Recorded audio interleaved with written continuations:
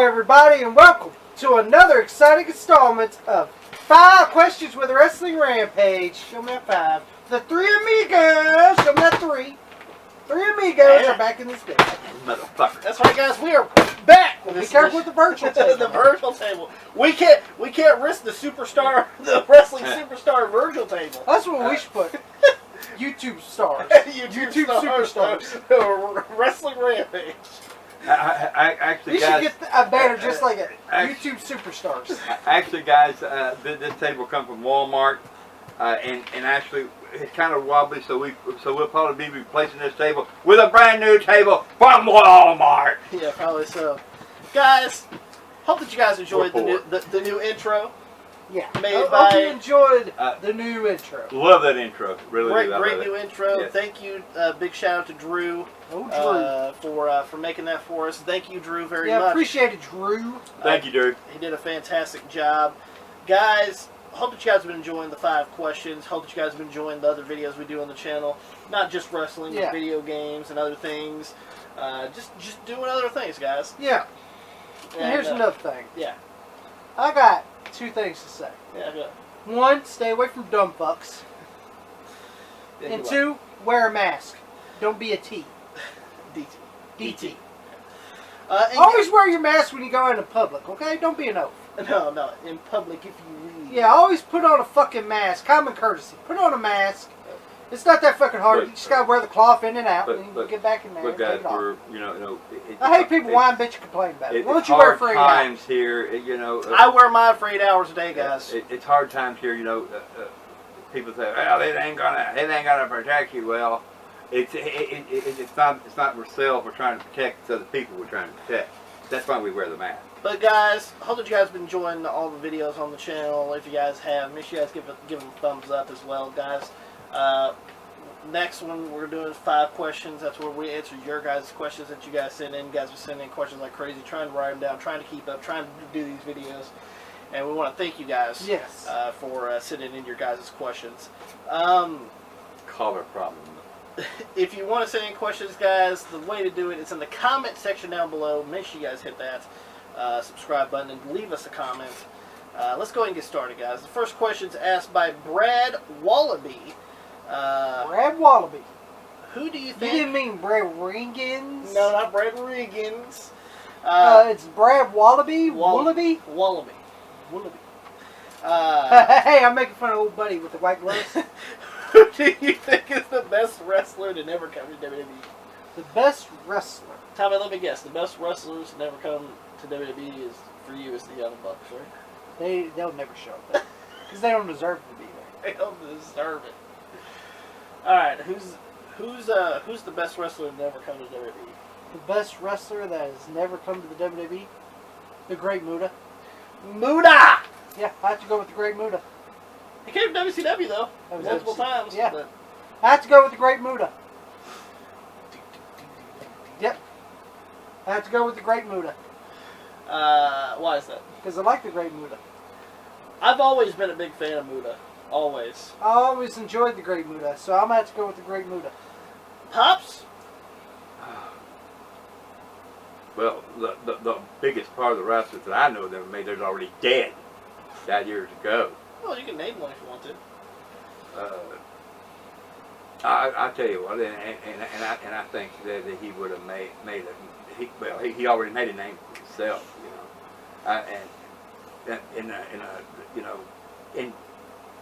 in Indiana, he wrestled out of Indianapolis, Indiana. That's when the wrestling, was still like, territory days, and for him to, he stayed right where he was for a long time, and I think he would have made it big, and if he'd have been in the era of the day, of this day, not in this day, but I'm talking about before this thing all happened here, I think he would have made a big name. Of course, he had to be younger back then. Who are you talking about? Wilbur Snyder. As you people don't know, and it's still perfected today, he's the one that perfected the abdominal stretch, and it's still perfected today. I'm either going to go with Muta as well, or possibly I mean, he did wrestle for NXT one time, Jusha Thunder Liger. I mean, technically that's WWE if you want to sit there and say, technically, but he only had one match. Well, you see, he never got his foot in the door because they never seen him because he never wrestled there before. Also, another one for me, just because I'm a big fan of him, Hayabusa. Yeah. But I don't think his style would have worked in the WWE. Let's go ahead and go with the next 4 questions. They're all asked by the same person, Gregory Choulette. Gregory Choulette. Me and Greg, we talked a lot. Oh yeah. Yeah, we did.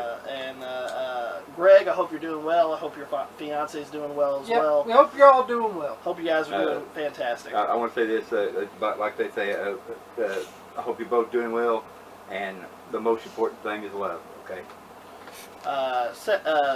His first question is, how come the world doesn't hear anything more? Well, sorry, fucked that up. How come the world doesn't hear about Lou Thesz anymore? The incomparable Lou Thesz. Lou Thesz. Lou Thesz, ladies and gentlemen. The incomparable Lou Thesz. I love Gordon Sullivan. I love Gordon too. But Lou Thesz, a pioneer for wrestling on television.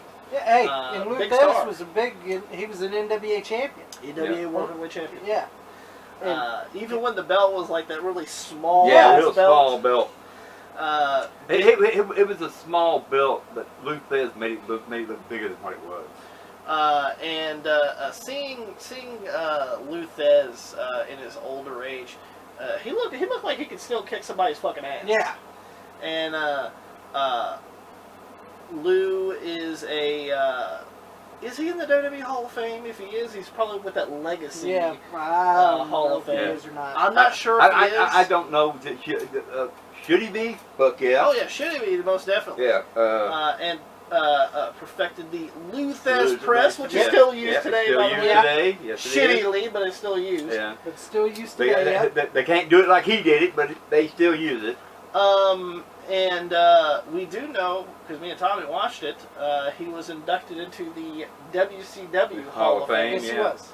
With Gordon Sully saying the incomparable Lou Thesz. Yeah. Lou Thesz, ladies and gentlemen. Yeah, I love Lou Thesz. Yes. He made a good book called Hooker, too. And a great book called Hooker. That's right. If you guys want to go check that out. Lou Thesz is one of the greatest wrestlers of his era. Yeah, he was. Lou Thesz was fucking great. And he was a badass. And he was a badass, a legit badass. He stretch you. The thing about it is what he asked was how come he's never mentioned anymore. Well, it's like anything else, Greg. That people. Oh, you know why he's not mentioned? Because he's not from AFW Right. or any of this era. That's why he's not mentioned. Because Lou Thesz doesn't do the Canadian Destroyer. Yeah, it's because Lou Thesz don't do Canadian Destroyer or has anyone grab his dick or fucking does shin kicks to someone's kneecaps or dive outside with hands in the pockets. Well, you want to know why Lou Thesz never did that? Or fucking don't do super kicks on him. Because anybody he stepped in the ring with, they knew he was a badass, and they knew that he wasn't gonna be messed around. Lou Thesz said it too. You either touch me, or I'm gonna beat the fuck out of you. So that's the reason why you don't hear much about Lou Thesz anymore. That's right. He ain't got a beard, and he don't have a fat gut. Yeah. So. But I'm going to say this right here. I watched Lou Thesz, the old stuff of Lou Thesz, and I love Lou Thesz. I do too. I love Lou Thesz. Let's go and go with his Gregory's next question. Thoughts on midget wrestlers and what is the greatest midget wrestler? And we're meaning midget as far as back in the day. That's what they were known as. Nowadays they're known as little people. Yeah. Because it's more of a PC term. Yeah. Now they're known as little people. So who's your favorite little person wrestler, Tommy? Or greatest? Well, there's a lot of great little people wrestlers. There's the Ward Littlebrook. Yeah. There's the Haiti Kid. Little Tokyo. There's Little Tokyo. There's Little Beaver. Little Beaver. And there's Chili Bo Dilly. Chili Bo Dilly! One of my favorites. Yeah, Chili Bo Dilly. I love Chili Bo Dilly. I love Chili Bo Dilly too. And there's Dink. There's Yeah. Dink. There's Dink, Wink, Queasy, Cheesy, Sleazy. There's Little Boogeyman, Little Vader. Yeah, Little Boogeyman, Little Vader. Hornswoggle. Hornswoggle. Max Mini. Yeah, Max Mini. So who's your favorite? If you had one. If I had to choose, I have to go with the Haiti Kid. The Haiti Kid? Yeah, Why is that? because he had more exposure. He did have more exposure. I'd probably have to go with the Haiti Kid as well because of the Piper's Pit segment Yes. where fucking Where they shaved him and looked like Mr. T. and his fucking little Yeah. feet were kicking like Yeah, this. and they tape his mouth. Shut up. Yeah. He started shaving him And again. I'm gonna have to go with the Haiti Kid. Haiti Kid. Pops. But, you know, there's a lot of great, midget wrestlers out there. I mean, little people. But anyway, back in the day, I have to say what they say, little midget. But I also he's the one that got the most exposure. Not because he was all that good. It's just because he was better known. Mm-hmm. But I got to give it to all them little guys. And they really took a pounding from the big guys too. Oh yeah. Yeah. Midget wrestling, as they said. This was an attraction on a lot of wrestling shows Just back like in the the day. women back in the day. Yeah, women were used as attractions, and so were midgets for wrestling shows. Because people were like, they want to see the midgets wrestle. Yeah. They want to see some of the women wrestle. Because most of it was just regular men. Yeah. And they, which I don't think it was right, but back in the day, they pronounced them as shiso events. Yeah. It's Attraction. Like, yeah. It's like if you go to the fair and you see the little sideshow there. Mm-hmm. That's what it is. It's strange and unusual people there. Me, I don't. Well, think wrestling came from Carnival. So. It come from Carnival. Wrestling did come from Carnival, so I can tell you that right now. But to all the little people that put their heart and soul into what they did and what they believed in, more power to you, buddy. Tommy, you remember they tried to revive midget wrestling in like 2000? What was it? 2006, I believe. Yeah. Yeah. When the juniors WWE division? yeah when WWE came out with the juniors division, None but trash. it was trash. It was really shitty. They had. They really didn't have nothing there. Let's go and go with the next question here. Thoughts on the Giant getting knocked off the Cobo Hall against Hulk Hogan? Well, technically it wasn't a real match. I get. Well, it was a monster truck. Oh yeah, when they were both driving monster trucks. Yeah. And fucking Hogan with the arms. Yeah, Hogan with the arms. The Giant with his whatever the fuck it was. Dungeon of Doom. Dungeon of Doom. Yeah. Of course he had to get the Dungeon of Doom. Yeah, of course he did. And it sucked. They're at the Cobo. At the Cobo, yeah, the only place where they can feel. Yeah. They can't In go. Michigan. They can't go to the Joe Louis because they knew we won't feel it. we gotta go to the Cobo, guys. And Smaller venue. yeah, and so I remember fucking Hogan and Giant. They both fucking fighting and fucking Hogan knocks him off the goddamn Cobo Hall. And you see, huh? And then all of a sudden, And then tell me what happens. all of a sudden he's ready for his match like nothing happened. Like he didn't fall off a fucking 4-story arena. Not a scratch on him.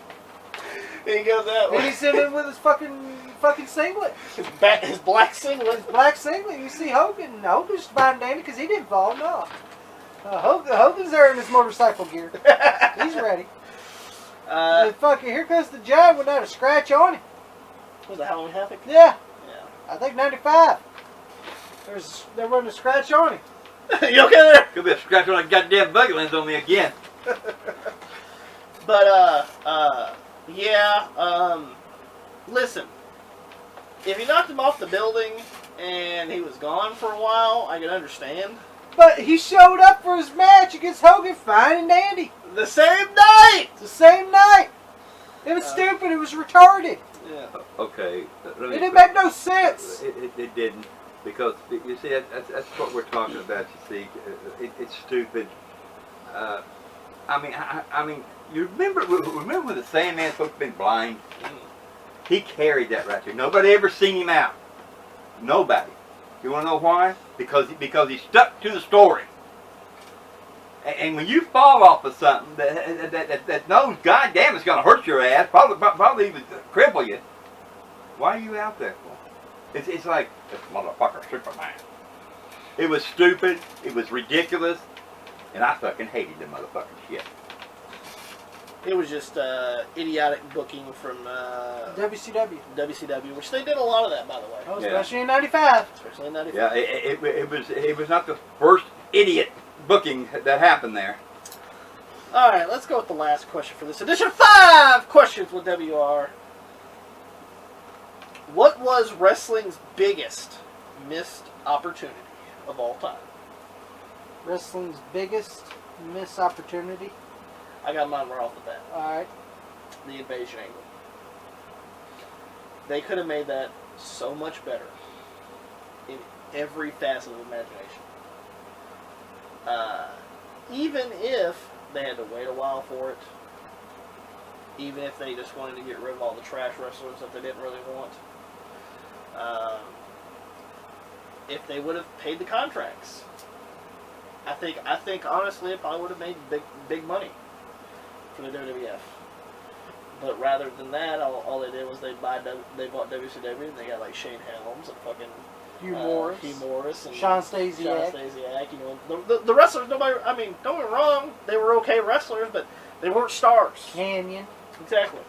They weren't WCW stars. And the only 3 guys that I saw before he got fired, but the only 3 guys that I saw that was big names that came out of there was Buff Bagwell, DDP, and Booker T. And Buff is Well, I'm just saying. I'm just being honest. I know, but if you look at it, yeah, he's probably the 3rd biggest star. That's sad.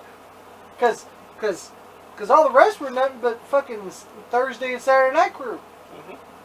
The only ones that I consider probably PowerPoint guys. Yeah, PowerPoint guys. The only 3 I saw that was remotely big was Buff Bagwell, Booker T, and Diamond Dallas Page. And then of course, you know, they get ECW. Yeah. And let's just be honest. The only one that was great out of ECW was Rob.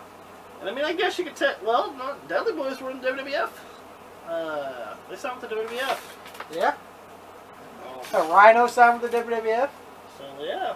The only one that was full blown out of ECW was Rob Van Dam. So it's just like, I think if maybe they would have bought the contracts out or possibly waited, I think it could have been so much better. Because all they had to do, they didn't have to wait long for WCW to No, fall. they could have waited till next year. All they had to do is just sit back and wait, and it fell. Just take the guys that you got from WCW, put them in developmental for a year. Yeah. Like take them to OVW, put them in Les Thatcher's Heartland Wrestling. Put some in Memphis. Whatever you guys needed to do to just take these guys and put them somewhere. Some of them definitely needed some more training. And there were a lot that needed some more training. Yeah, a lot of them there need a lot of polish. And you could have waited. You could have got Bischoff to be for WCW. Could have got Hogan, Hall, Nash, Sting, Steiner, Goldberg. Yeah. Anybody you could have got. Ric Flair. Big names right there. All through the ones you just named is the biggest names there. But they did it prematurely, and it was the shits. Yeah. Wrestling's biggest missed opportunity. I agree. The invasion angle. It was blundered big time. Because people were wanting to see WCW versus WWE I wanted to see for the longest time. After I saw what they gave us, it was shit. It was shit. They were one-sided. You think Stone Cold or The Rock or fucking Jericho Kurt Angle, Undertaker, Kane, Big Show, you think any of those guys should be scared of a Sean Stasiak or a fucking Hugh Morris or a fucking Chavo Guerrero or a Mark Jindrak? Now I will say, you know, a lot of these guys are some great athletes and stuff, but they weren't stars. They weren't stars. That's the thing. They weren't stars. They weren't. Pops, wrestling's biggest missed opportunity. That's why some of them have. That's why some WWF guys have jump ship. I just right here make it a little more. Probably wouldn't make any difference to anybody else, but to me, I think it's a sad thing, and I think that it was awful the way they done him, and that right there is Nick Dinsmore. They missed an opportunity to grab a guy that had loaded with talent and could do his own shit. He had his own moves. He had everything. They wouldn't let him do it, and that's why he's back. That's why he's back picking potatoes somewhere, because they fucked him over. And I hate WWE at this point, and I always will hate him. Vince McMahon, you ain't nothing but an old sour puss. So you think the biggest missed opportunity for WWE was Nick Dinsmore? Yes, because he would have made a good spot right there for them people. If you guys ever watch Nick Dinsmore in OVW, you can actually see what we're talking about. If you guys never, if you guys are just going by his WWE stuff, no, you're missing out. You're missing out. Ohio Valley, where he stayed, and that's where he learned his craft. He was in OVW for what, like 6 or 7 years before he even got a contract to come to WWE. Let me tell you something. He was a star right there, and he did wrestle the big names that come from Cornette. Yeah. Cornette even said he goes.